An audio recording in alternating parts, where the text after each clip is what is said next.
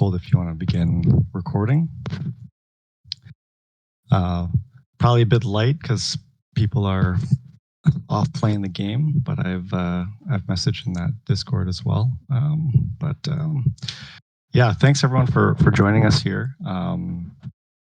This is the second panel discussion for the upcoming election for the EPs that will be sort of helping form shape the direction of Echelon for the next cohort or next year.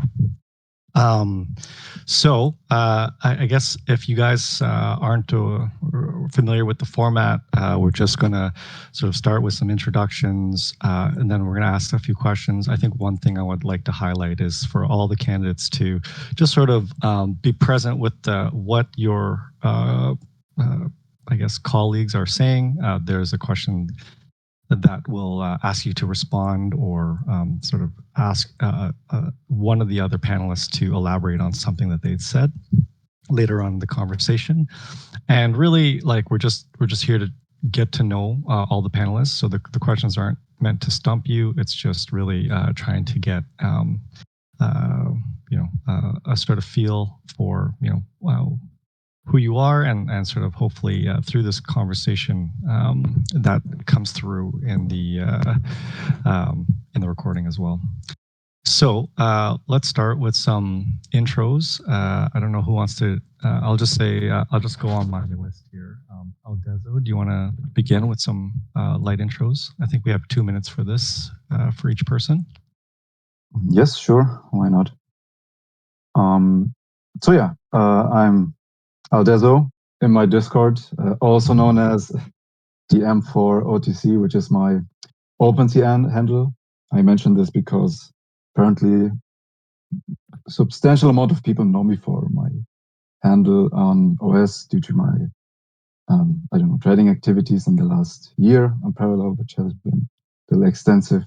So, and people are always surprised when they know that that's me. To my person, I'm a 30-year-old trading card game enthusiast since elementary school. And my background is in engineering and science. I have studied, the details are in my application, but I studied industrial engineering with a specification in technology management, especially disruptive technologies. And then the engineering side was the control theory, power electronics. And control theory, it's like math and model, heavy optimizing parameters to get specific results.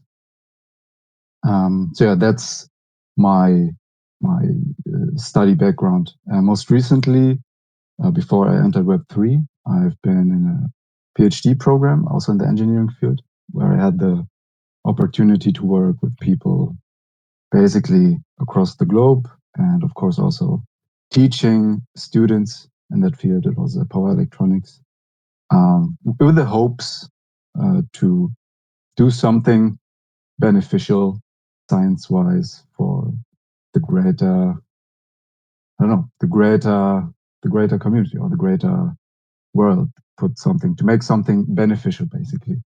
That was my reasoning to go into a scientific field. And then in summer 2021, I stumbled across the NFTs and Web3, basically, where I had the feeling I was no crypto native before that. And I started immediately with NFTs, basically, as I was just overwhelmed by the use case that this specific part of the blockchain technology can do for the world. And this is when I bought my first crypto. Oh, sorry, we just gotta move on a little bit here. Yeah, we'll go back. So there's a two-part to this, but let's do quick introductions first, and then we'll get to the sort of meat of it. So, Rarity, if you could just sort of quickly introduce yourself. Yeah, sure. Rarity Capital, resident econ debater, currently top 15 of the Alpha leaderboard as well. Background is in economics and computer science. And yeah, kicked off my professional career as a product manager, as I've referenced in my CV. You might know some of the larger firms that I've worked at as Google and Zendesk. And I've transitioned across some earlier stage pre-Series A startups as well that you probably haven't heard of. Currently contributor to Paragon's DAO, previously co-founder of the Priming along with Big Int. And I'm running around a platform centered on 3 core tenets: transparent collaboration, product and solution architecture, and technical innovation.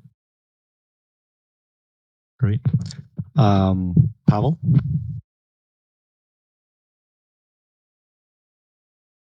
All right. Let me just start by saying it's a privilege to get to speak for my candidacy today. I know I've already been introduced by Meta, but yes, I'm Pavel. I'm currently a moderator for both Parallel and Echelon, and I've been an active community member dating all the way back to pre-Cell 15. My educational background is in computer science, and I mostly have a background working in the tech industry for companies like HP and Toshiba. I'm a software engineer by trade. I'm currently a solutioning engineer in practice. I first became interested in crypto space in 2011 when I made my first acquisition of Litecoin. And I'm a big fan of decentralization in general. I'm also a gamer since early childhood. I'm running for EP because I ran for EP the first time around and I was just barely beat out for position by a few votes. I'm still pretty salty about that. You know what I mean? But sorry, that was a terrible joke. Seriously, I'm running because I genuinely believe I'd excel in the roles in EP. My current experience revolves around robust data collection and building out comprehensive technology stacks for business clients. I work with companies to identify their business needs and ultimately onboard those companies into the tech stack in a way that makes sense for them. And I think that kind of parallels, no pun intended, what Echelon's trying to do with gaming companies, and I think I could use my skill set to contribute to accomplish that goal. And I also like to work, if elected during my tenure, to establish a continuous and efficient feedback loop between Echelon and the community. I think more open dialogue would be beneficial to us all, where it's legally feasible. Communications is great.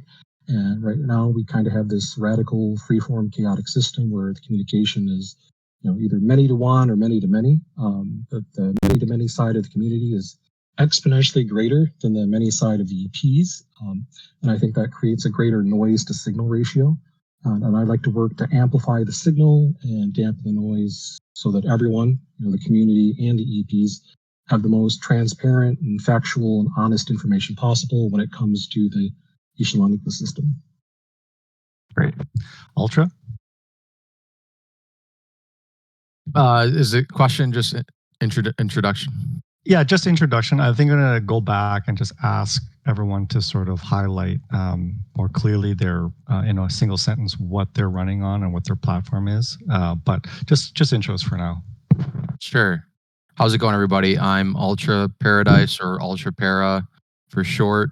I am an early investor in Parallel, a very large token holder of Prime. I helped Parallel get investment in their most earliest, most precious stages. I've spent the last 7 years studying crypto, and I was a gamer before that, mostly in product management, product support in my tech days. But then when I got into crypto, I was an investment analyst for a couple funds.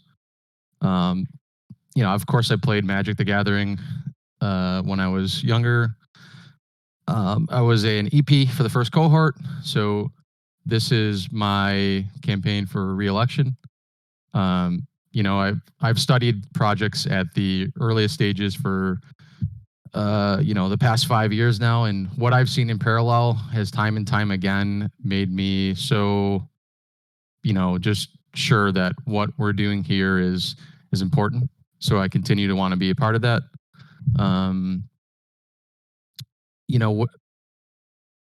Nope, that's great. That's great. Okay. I'll cut you off there only because just want to stay on time here. Sure. That was a great intro for everybody. Now I'd like to sort of ask each of you to summarize the, I guess, like, why are you running for EP? What do you want to accomplish? And sort of what makes you different from other candidates? I'll start with Adeso again. This can be short, like one or two sentences. Doesn't need to be too elaborate. But go ahead. Yeah. I mean, it's. I think it's one of the tougher questions to summarize, as I think every skill will have somewhat intersections with others. You have a real force of candidates, but I would consider maybe two things unique for me. First, the combination of my background, my experience of my studies, together with the Web3 experience that I have, the type of Web3 experience that I have, namely analyzing and basically distilling key success factors and failure factors of the space, of any notable event of the past 2 years, I would say. And I don't know if do I have time to go, or just like? No, but like, why are you running? What do you want to accomplish? Do you want to say anything further on that point? Oh yeah, sure. So I'm running for EP to basically make use of the acquired skills and knowledge that I made in the Web3 space, as I think the main reason why EP and Parallel is because I have the feeling that this is the project that has the most chances of making it through the filter of basically the Web3 bonds and limiting walls that we have, as we have we are beyond Web3. Basically, we have the best chances to pivot into the Web2 space or broader gaming space, whatever you want to call it. And yeah, I just want to reach it by specific means. I mean, having a tighter bond with the community, leverage and reward their skill set, earn their loyalty, and then of course optimizing game economy and make this circular economy we have healthy and as sustainable as possible. Great. Rarity? Yeah, I think likewise to what Aldezo mentioned. I think I see Echelon as the cream of the crop and having the best chance to, I guess, break through to mass adoption in terms of both the game and gaming infrastructure solution. And so I think I want to help contribute kind of my humble piece to making that happen. In terms of how I think I can differentiate myself and provide value, I think first and foremost, it comes from my experience building from 0 to 1 in a similar stage that Echelon is in, whether that's the number of pre-seed and Series A startups that I've joined onto as the first product hire, that's building out the priming, that's working on Paragon's scaling and asset management solution. I think my experience shows that I've found success going from 0 to 1. And then secondly, I get stuff done. I think even if you look at governance proposals, I think I'm the only EP candidate who's actually submitted something. Naturally, there's the pros and cons to that, and they're not perfect solutions, but I put myself out there and will always be a highly contributing individual within the community. So yeah, I'm going to just summarize there. Great. Pablo? Yeah, so I kind of already touched on it a little bit during my introduction. I know I really kind of sped through that, but yeah, my primary aim, I think, would be to kind of establish a more formal, continuous feedback loop between Echelon and the community. I think that's something that's currently lacking, and I think I have the skill set to help develop that out. I also think one of my aims and goals would be to work with the other EPs to continue to build out and enhance what Echelon has already started in terms of a build and deliver pipeline. That would be for both game projects that want to enter the ecosystem and for tool builders that aren't necessarily building a game, but would like to contribute in other ways that bring intrinsic and tangible value to the community, such as, for example, Rarity and then Priming's tool builder. And I'd like to help people that want to accomplish similar things and do so through the means that Echelon can provide. And I guess I would also agree with everybody else that Echelon ecosystem is definitely the project and platform that's going to have the best chance of succeeding in the Web3 gaming space. It's a space that I've kind of dedicated almost every day of my life to helping in my own way. The past 2 years, there's actually quite a lot of work that the wardens do behind the scenes to have helped Parallel pull off what they've accomplished. And when those opportunities have arisen, I've sort of aggressively thrown myself at those tasks when they become available, because I want to help Parallel and now Echelon as a whole succeed. And that's why I'm running. And I think the unique differentiator for me as a as a candidate, I guess, is the skill set that I have for the last 4 or 5 years of working in what's called solutioning.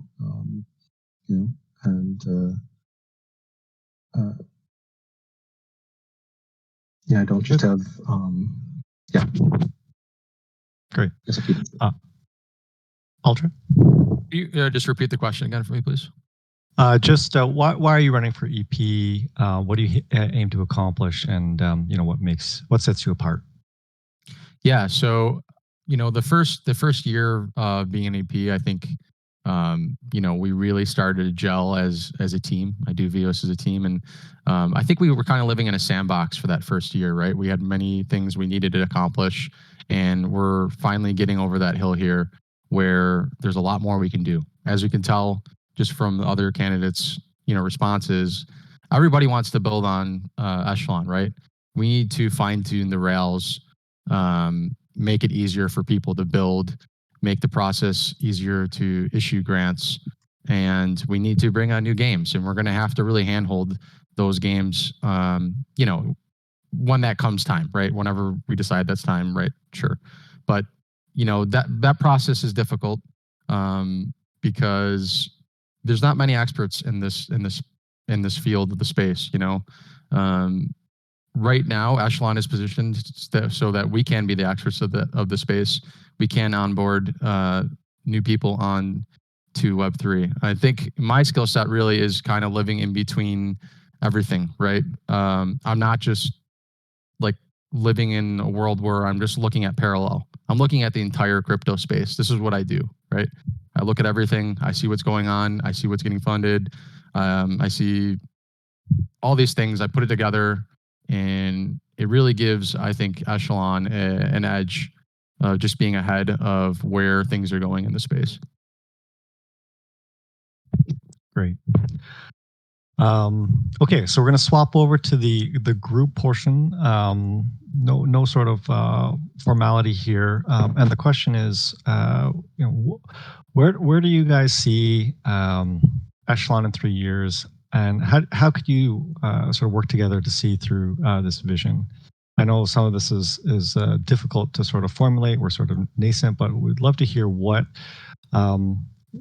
potential sort of directions that you're envisioning for Echelon?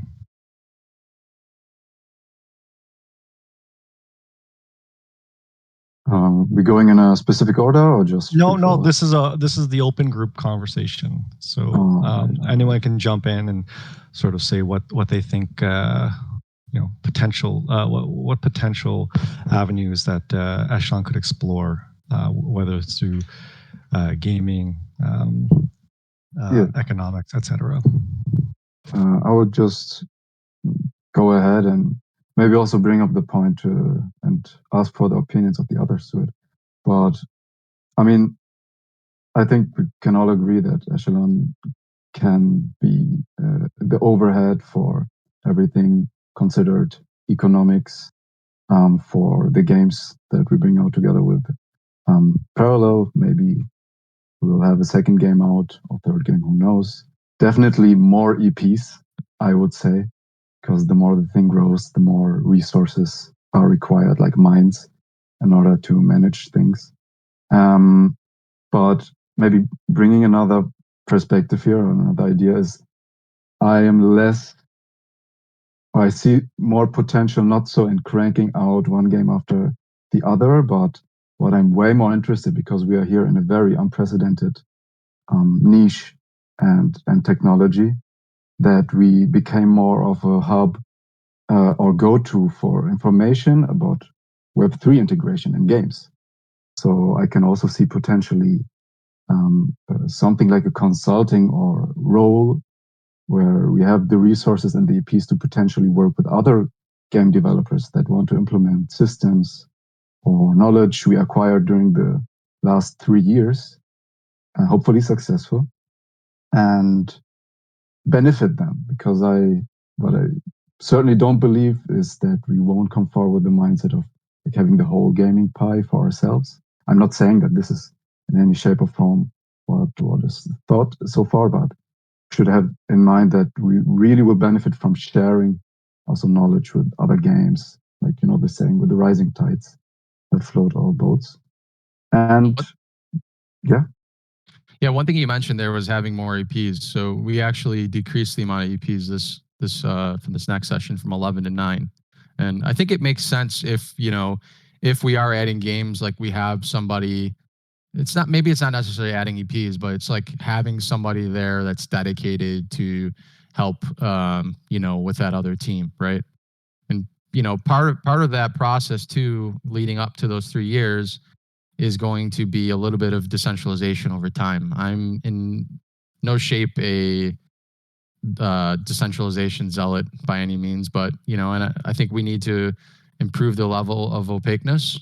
Some of it's necessary right now, but we can get to that, right? We have to continue to empower those who want to build on Echelon, right? And I think right now we're vulnerable in a way, if you think about it, because we're riding and dying by one game. So if it sounds like I'm stressing like the importance of adding something else, I do believe that's important, but I don't believe we should rush to it.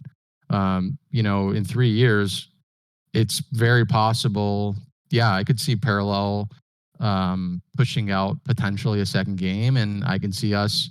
Maybe we have 2 other games on board, but we have to be sure that we're kind of first in line and talking to these projects at the earliest state possible. Otherwise, opportunities will be missed. I think that's a really critical point, Ultra, in terms of finding the right, I guess, inflection point in a early game publisher's journey to kind of partner and create kind of that shared value alignment to make sure our ecosystems can kind of grow and thrive together. And I think, as Eldezo kind of pointed out, I think Echelon's role in that kind of like relationship or engagement is half consultative, whether it's gaming or technology related. And the other half, I think, hopefully is more as a design partner to help scale our infrastructure to make that subsequent partnership scale a little bit more effectively. Shout out to Wow, because I think he, him doxing himself. I see you there in the crowd. Like, it's going to be important that we're, and I'm kind of like stealing this from him just because I spoke to him one-on-one, and it stood out to me that like how important it is to like have presence in some of these spaces in the future, right? Like, people don't trust crypto yet, right? We're all here, but we're going to have to be at these conferences and get to know people, and we got to be smart the way we approach these things, right? I'm not saying we're tricking people. It's just you gotta kind of paint the picture in a way where it makes sense to them and it doesn't feel weird, right? At the heart of it, we have a really fucking good game right now. Yeah. Yeah, I really don't disagree with anything anyone has said here. I think 3 years out, Echelon has the potential to kind of be the model for the use case of Web3. And what we can do is add some legitimacy to the space, because gaming so far with Parallel and with Echelon's doing is proving to be the thing that isn't collapsing 2 years in. And with everything everybody's already said, I think that actually is the path forward. Start, developing, stabilizing, and expanding. Maybe bringing in a couple more games and getting the community tools built, and heading forward along that path. We'll be setting that standard too is going to be important. So not just letting in anything, but like actually making sure we have the right model and frame for like level of quality of Parallel almost. It's great discussions here. I'm going to go off a little script here a little bit and maybe just sort of elaborate or sort of prod some of the conversation.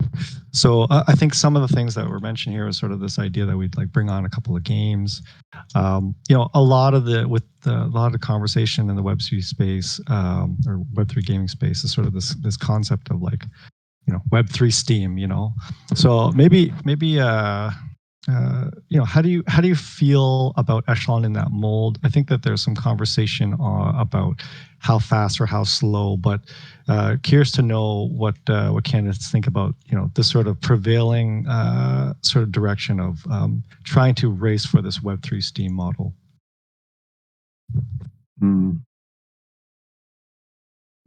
So, Go ahead. Go ahead, Pavel. No, go ahead. Coming from a more, I'll just call it boomer tech kind of space, the model of kind of break things fast it's worked for a lot of other companies, except in generally what we think of when we say tech or technology, it's got a 70, 80 year plus history where crypto is new and budding. So I don't think anything needs to be a race to the first, hoping to eke out that first mover advantage. But I think Parallel has proved that it's possible to build at speed and scale while doing so in a competent and efficient way. And Echelon could be the platform that teaches other companies how to do that. So we talked about a 3-year time frame. Well, Parallel is going to be production ready in less than 3 years time. So if as Ultra Paradise pointed out, if we're having conversations with these other potential games and projects at the earliest stages possible, it can sort of be guided and empowered to replicate similar results. And using the Echelon ecosystem, adds legitimacy to it and kind of benefits everyone. I don't think there's anything sexy about like being another Steam. How many things are already existing out there that want to be the next Steam? What is Steam too? It just like it's a library for all these bullshit games for the most part. Not bullshit games, but I mean, like if you look at the majority of the games, there's a lot of indie games, and yeah, there's great games in there too. And it's a great platform to do many different things in, right? I think if it makes sense down the road, then it will make more sense. We have to think about the things we can do right now for syncs, right? So it could become a conversation. It's something we've even talked about this year and had debates about, right? We're like, I personally don't see Echelon as like a software company that's just going to be randomly building things, right? We got to empower people to build things, right? We have to maybe discuss these things together and say, hey, what cool things do we want to be built, right? Those are the kind of conversations we got to have with the community to figure out, like, just to make sure we're doing the right thing, right? Like, let Parallel, the company is the one that builds great UIs, has a great game. Like, look at some of the most successful games all time. A lot of them have like ended up building their own little Steam. I think I Riot Games, right? Like I open up their client and I'm accessing their 3 games, right? So the best games that I play these days, I'm not really, I don't know. It's occasionally I'll be on Steam, but I'm just, the gamers will go wherever they need to go to play what they want to play. I would agree with that sentiment, and I think it's far less about the delivery mechanism, whether or not you think about Steam as the equivalent, or I actually have trended a little bit more recently to thinking of more as like a browser, in the same way that like Arc has disrupted the whole Chromium kind of track. And I think it's far more about the IP and building out great games and facilitating that, whether that's by like an incubation model or consultative model, as Deldevo referenced. I think it's really about talent discovery and fostering the growth of those brands into something that is compelling content for the future, and building around that. Yeah. Nice. So, yeah, I would just to add to the discussion, I agree with most things that have been said, but the notion of theme, to be honest, I don't like the idea of putting this as a goal in any shape or form to be the theme of something. There has been another project which tries exactly this. I think it's called in the gaming scene also Ultra, ultra.io, which is trying since 2 years or something exactly that being this theme of Web3 gaming. And Steam also always have this notion of, I know it sounds attractive because Steam is successful, but it always has this notion, as I kind of mentioned before, of more quantity of games than quality of games. Like have a lot of games and different type of games to attract a broader scale of gamers.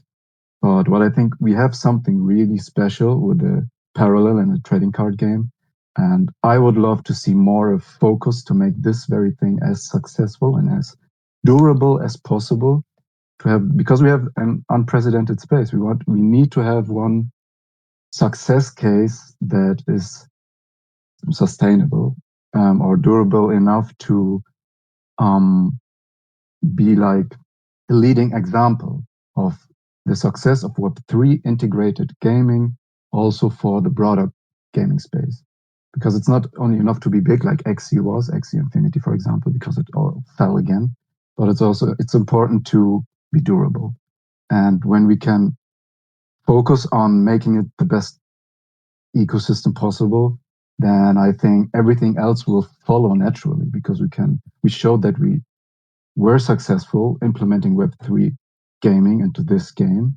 And then everything else, how it will manifest, it will show then if we will have a consultative role or we take something under our wing, another game. But I think this is really a point of focus in this discussion of Steam.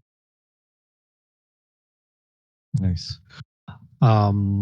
Okay, shifting to the next question. And some of this has sort of been discussed, but maybe more broadly, as opposed to just sort of reflecting or contrasting Web3 Steam. What is the key issue affecting, I guess, the sort of GameFi Web3 space, and how can Echelon help solve it? What are the big risks, that sort of thing?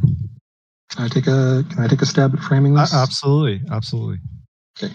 All right. I mean, I've probably had this discussion in late night talks with Kalos probably a couple dozen times by now. So I think, I can distill it down pretty quickly as I see it. I think the key issue affecting Web3 gaming is that it's not taken seriously, not by what we would call normies, or even by people in this space, quite frankly. I think that has to do with the lack of what we would call real games, especially the kind of quality that you can find in the traditional gaming space. What we've had instead of games is mostly projects that attempt to gamify crypto. I think that's most obvious and prevalent during the last bull cycle, where there was a rise in the narrative of decentralized finance at the same time that there was the rise of NFT projects. So what developed was an odd marriage where DeFi projects started or pivoted to models of gamifying DeFi while borrowing the appeal of NFTs through the use of game-like front ends. So what it seems to have resulted in is scores of like automated market maker clones that slapped on a thin veneer of a game for the interface. And then they rewarded interacting with that interface for the sake of interaction because the perceived activity of the project would drive up demand for the project's relevant token, which is sort of the antithesis of traditional gaming, which is rewarding a player for winning or for at the least performing well at the game itself. So I think it's being a legitimacy and taking seriously issue because the onslaught of current attempts that most people have been exposed to are just attempts at value extraction and not providing a good high quality game. That's how I would frame it. I totally agree with this take. I think maybe short way to explain it, or as I think about it, play to earn is wrong. Play to earn is not working because you can't. This is what we saw with I mentioned it before, Axie. one of the biggest games, or the leader basically of the gaming narrative back then, is if you play something just to earn, it can work for a period of time, but it is doomed to fail basically, because there will be a tipping point from which you can't come back, which is you play, you earn. People were playing it in order to earn their salary in third world countries. That's what made the success and the huge player base. It's not that the game was super, maybe it was fun, but it wasn't like this. You didn't like really want to play the game for the game's sake, but you want to play it 24/7 for earning your salary. And this will lead you to a tipping point from which you can't come back. And what I think is way more the goal that we should have is play to have fun, and then have the additional benefit of earning and diving in the Web3 space. And I know we're on the best way going that path with Parallel, but it's basically we have this problem of really bad press. We have a really bad look on crypto right now. This doesn't help either. And also, I think the sad truth is that we alone cannot shift this narrative. But we can do basically our best to stay alive and be like really, how to say it, be like really have really solid foundation also in terms of the community and the partners that we have, and just kind of be ready for when the narrative shifts back in favor of crypto and Web3 gaming, and then with having the ecosystem that we have, kind of pivot into this. Yeah, I think like the key thing here to have in place is stay in touch and have a vibrant and exciting community around you, because that's all we have right now, the Web3 community, and we need them by our side basically. Yeah. So, you know, I've had this discussion a little bit like with people, and you know, one thing I want to highlight here is like people aren't taking it serious because the current GameFi influencers and people talking about it on Twitter are getting paid to talk about the stuff that they're spewing. You know, while they're talking about these games, which are, you know, not a game that you would tell your friend about, not a game that you would see on Twitch, and these accounts have like 100 or 200,000 followers, but you know, you look at their views, they're not getting views. And when they're streaming on Twitch, they're getting less than 75 people watching their Twitch. They're basically tricking people into thinking they're experts. So they comment on the space every single day. They act like they're experts. There are no experts in Web3 right now. This is Echelon's opportunity. We can be the experts.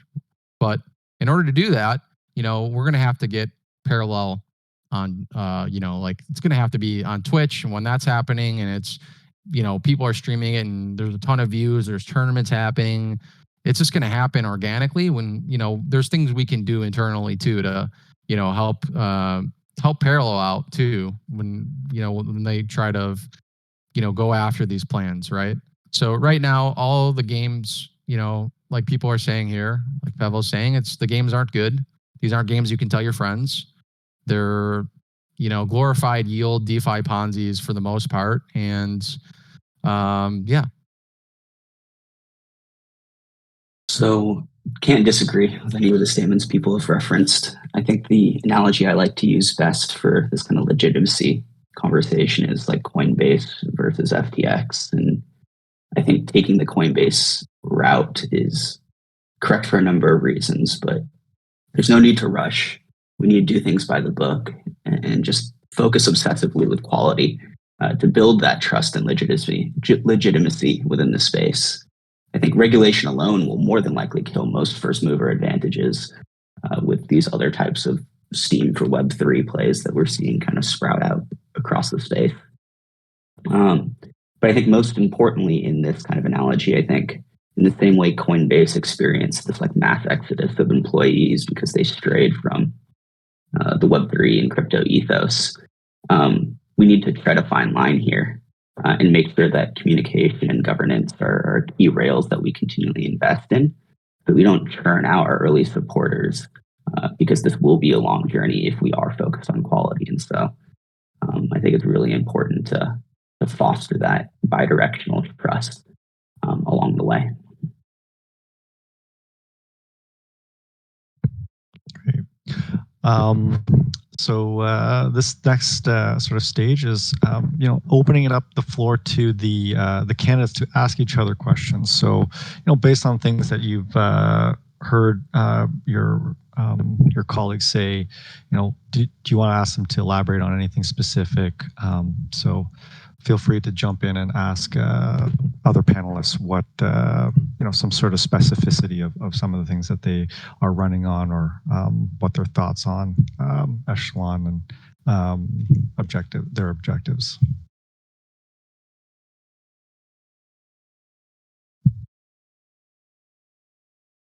I'll go.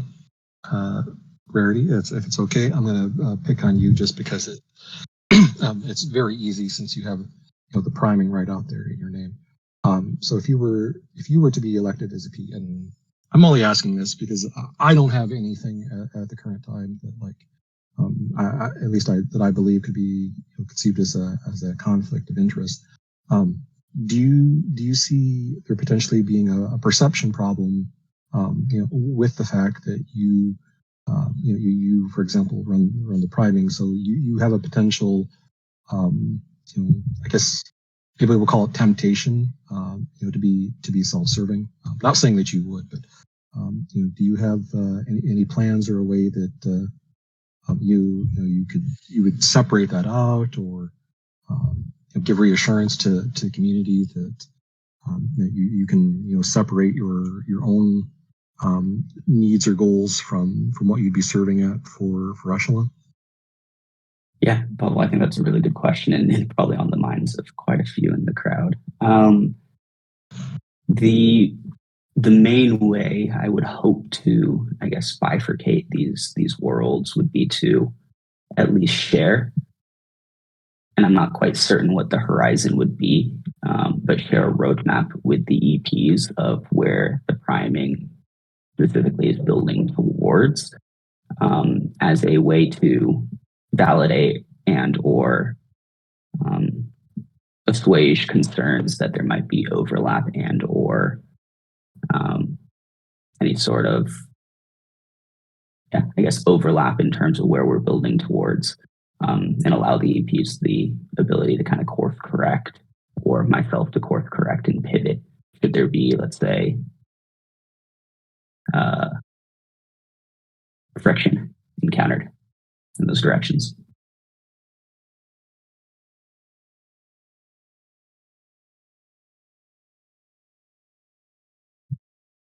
I have a question for Pavel. Yes. So, Pavel, I know like one of the key things you are, campaigning for is like this, trying to help out with transparency between Echelon and the community, right? So I'm interested to hear from you what you think this, what that can you like hone in on that, what that should, actually look like, because I'm actually curious to hear like what projects maybe are doing a better job of this, or what you envision this should look like, because, obviously there's things that have to be held back at times, and that's just how it is. And like, are you comfortable knowing the fact that like if you were elected that, this is something you're trying to improve, but there may be times where it's just like, hey, like this is literally something that has to be kind of, hush for now. Yeah. So, I get, I did mention transparency. I don't know if transparency is the key issue that I'd be trying to drive, even though I think it's very important. I think transparency in communication, which is slightly orthogonal to just the concept of transparency, might be more appropriate. I don't have a problem with things having to be held back for legalities. I have to keep my mouth shut all day, every day, for both parallel and for day job. I completely understand that. My main goal coming in would be to establish what I'm calling a kind of a transparent, continuous feedback loop. I briefly touched on it, but in conversation, you tend to have categories of one-to-one, one-to-many, many-to-one, and many to many. And what we have right here is we have two sets of many to many, but the community is exponentially greater in size as a many than the EPs. So because everything is sort of anarchistic in a good way, and it's very laissez-faire, and anyone has the ability to ask a question, say anything, comment, submit a proposal. But there isn't sort of a more formalized and established process of continuously getting feedback from the community. Because I have talked to a number of people, especially since in recent times, the issues of transparency and communication have come up. I've talked to a number of people, and quite a lot of times in those conversations on the one-on-ones that something that I've heard is simply like, well, I wish in the update, I wish they would have said, hey, on this topic X, there is no update at this time. Instead of just not saying anything at all. I think even if you don't have to communicate something, you can't communicate something because of legal reasons. I don't think that legally there's a problem simply saying there's no update on this topic at this time. And I perceive that kind of as a problem of, because there isn't a sort of more formal way other than like holding the stages every once in a while, or maybe somebody pops into DMs, or you read what's going on Discord. There isn't a continuous and constant feedback loop of getting the community's opinion. Because if you're constantly getting the community's opinion, then as EPs, we could make more our decision ourselves and go, hey, we're going to let the community know what we're doing, but we've got data to reflect that like 60% of the community, this item is like a really important topic. We can't comment on it, but they would still at least appreciate it of us saying, well, we can't comment on this at this time. So that's really what I'm striving for, is to create that kind of system and program that I would want to develop over time. And then maybe even producing that into hard objectionable data that can also just be shared back with the community itself, so people can make informed decisions when they're submitting proposals or voting on proposals that have been submitted. Thank you for responding to that. Appreciate it. Thank you for the question for either Pavel or Aldezo. Obviously, Ultra has been an EP for the last cohort, and so has tremendously probably contributed to the growth of the ecosystem. But I guess Pavel, Aldezo, when it comes to Echelon specifically, how have you seen yourself kind of contributing to the community and going above and beyond to, I guess, spur the success and growth of the project? Pavel, should I go ahead, or I'll take this question. Yeah, you can go ahead. So yeah, okay. Contributing in general, I think. I mean, there's a lot of points that were already mentioned that are important going forward, but I would say I mentioned it in the introduction, which went a little short there and I got cut off. But I think the main issue at hand right now are two things. Is first of all that we support, and this is actually, I had a question prepared that I'm giving you after this one, like a tighter bond with the community and leveraging and rewarding skill sets and efforts, because as I see Echelon kind of the overhead for the community that is the backbone and the base of Parallel and what's happening, and with all the votes and decisions we put out. And this is a resource. We can see it as a huge resource of people that are actually, like, the community in Parallel is one of the most, I mean, down to earth, and a lot of very high skilled people. Like, just look at the EP candidates and also people that are not in the candidacy that I know are dabbling in Parallel. They have like an enormous amount of skill that they put out content and projects like the priming, like Parallel decks and others, like info charts and stuff like this. And this is something that we can leverage. This is I would even say that we need in the space that we are in, because the ethos of Web3 is to make the community part of the development of whatever you are developing. And this is something that someone mentioned, I think it was Ultra, the ease of grants. I totally agree with that. Like, have something in place. I'm thinking of an infrastructure or something, concept in place where we can like kind of automatically, or even the community itself can manage it. It's just an idea to vote for grants, or just kind of early support in early stages projects and efforts that are coming from the community that benefit Parallel and Echelon. I think this is one of the main things I would put more emphasis in the candidacy, or during my time as AP, as it was done before, because we're in a different situation also. I know there were other worries in the last year, but I think this is going on forward will be very important to do and put a focus on, because we just benefit from it. And then on the other hand, it's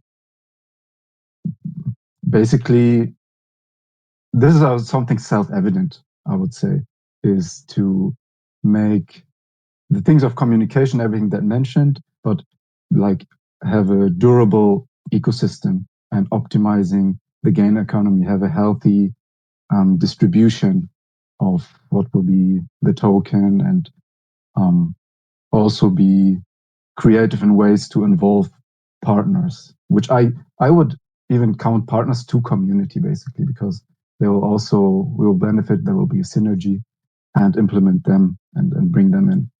So these would be the two main focuses that I would have going forward.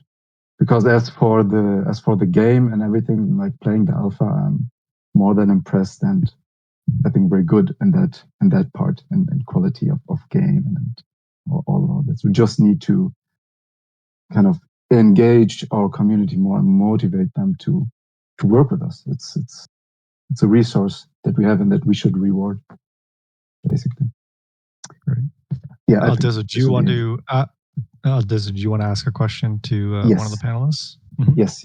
I have, and it ties exactly to what I said, because I'm not sure. I want to see maybe another perspective or another view on it, and I'm genuinely interested in this for Rarity. It is also considering the priming. My question, because I noticed we talked also in the DMs, and I still remember when you were looking for a CTO, I think, or like building out the staff, building the project, which then led you to Paragon DAO and them acquiring. My question to you is: would you say that the priming would have benefited from an early support from Echelon directly?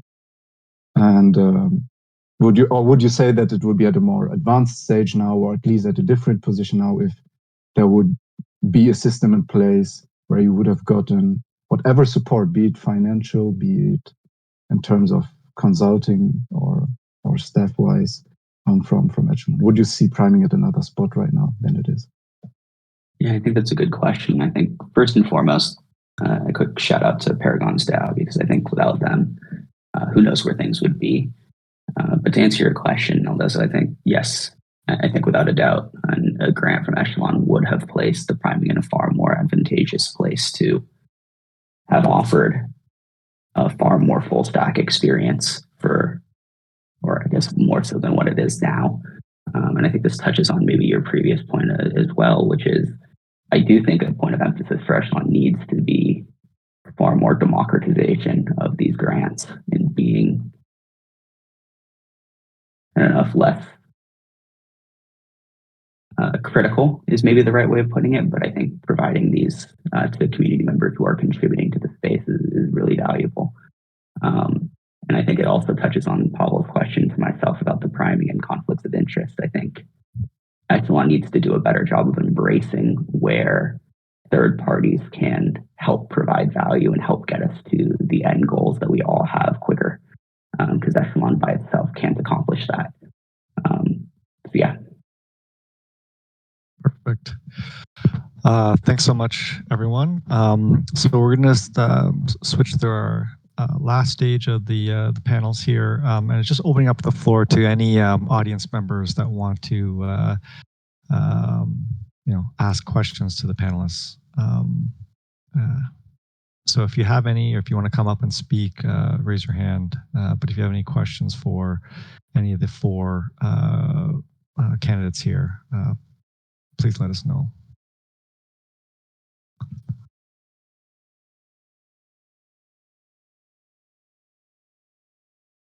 In the meanwhile, I guess as we sort of wind this down, I think I just want to thank everyone that's here in attendance. I mean, you guys are definitely the heart of this community. We're sort of in the middle of all this, pretty much the most exciting week in sort of the history of Echelon and Parallel, and to sort of come out here and be a part of this conversation. And all the nominees that are putting their name forward, you guys really are the lifeblood of what we're trying to build here. And anyone that's sort of sticking or putting their hand up, I think is to be EP is sort of, I think they're all really, really strong. So thanks everyone. Okay, some questions are coming through. To each of the candidates, Cold Plunge is asking, what do you anticipate an average workday to look like for you as an EP, and what would you be getting up to or working towards each day? Well, I imagine that the average workday as an EP would actually look a lot like my own current average workday, which is a lot of time spent in meetings, having a lot of conversations, a lot of catching up on information, a lot of reading documents, developing documents, finding data, making plans to see where it can be actionable. Other things like building out proof of concept efforts, doing modeling potentially, because I'd be working, like I said, my primary focus would be working. First, my primary focus would be working every day to build a system of an efficient, continuous feedback loop that everybody's happy with. And then my second most priority would be wanting to contribute to help continue build out. I know what I think Ultra Paradise described as kind of the rails, because Echelon is going to have a build and deliver pipeline, per white paper in the charter. At least that's how I would describe it. And because I kind of do that for a living, I think I can actually do the coding work of building out pipelines due to my non-compete, but it's perfectly fine and legal for me to work in advisory capacity. I have a lot of experience and insight and knowledge on that, and I think I would be working towards that as well every day, and overall just the health of the Echelon ecosystem.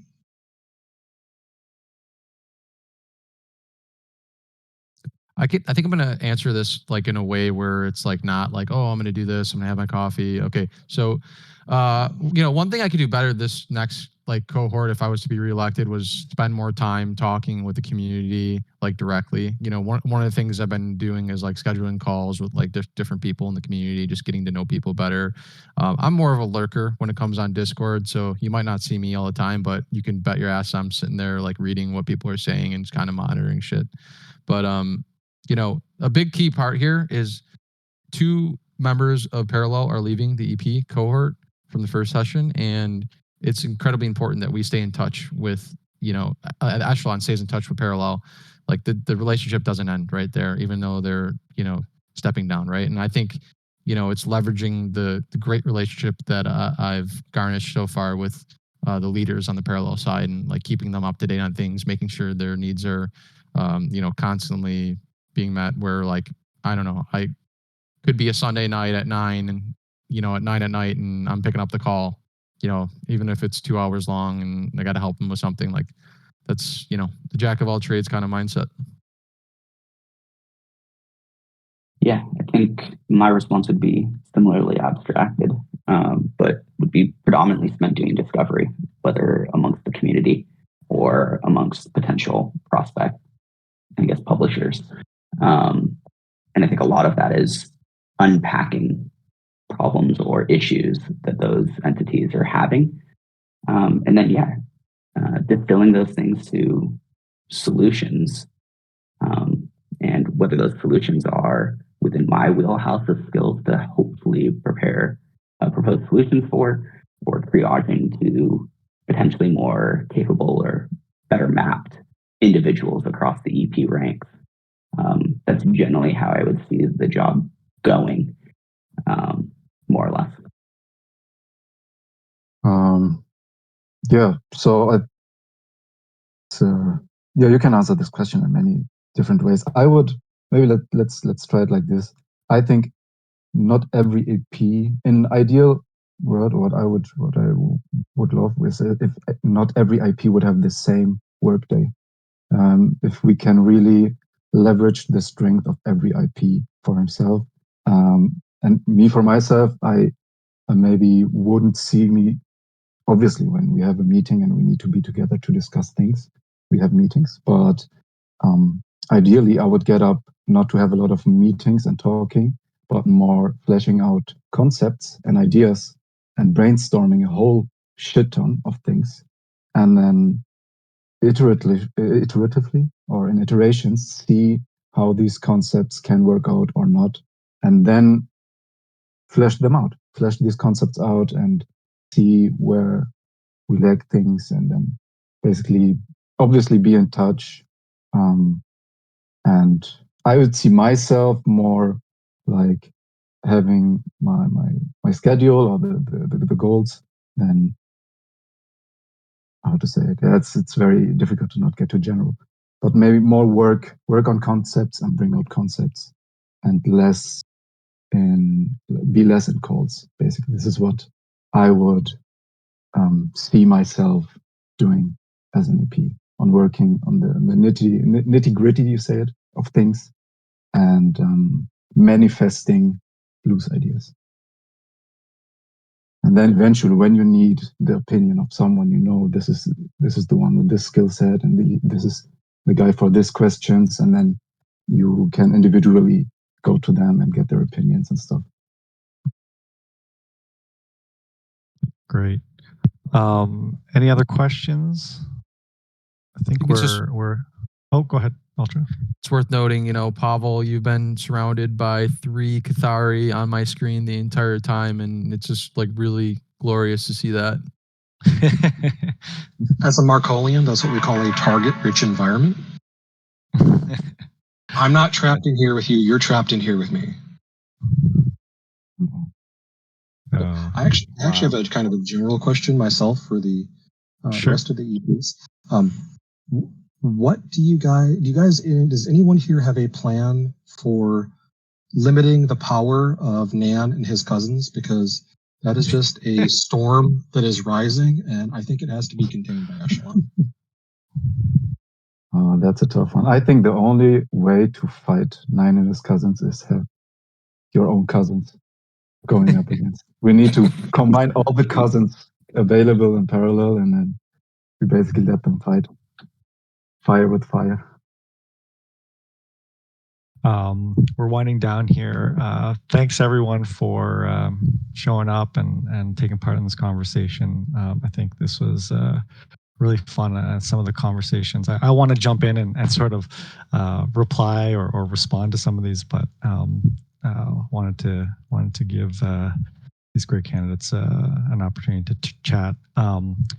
And see you guys all. Well, hopefully some of you are in the alpha wave 1. I definitely want to get some reps in. So we'll see you guys out there soon enough. Cheers. Thank you. Thank you. Thanks a lot. Bye-bye. Yeah. Bye-bye. Bye.